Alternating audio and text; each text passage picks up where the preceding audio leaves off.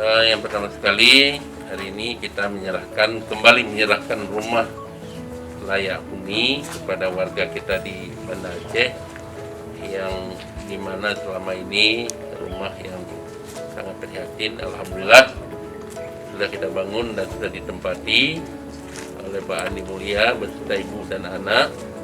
Semoga rumah ini menjadi tempat ibadah, menjadi tempat cari rezeki, dan juga menjadi sesuatu yang menyenangkan bagi Pak Andi Mulia.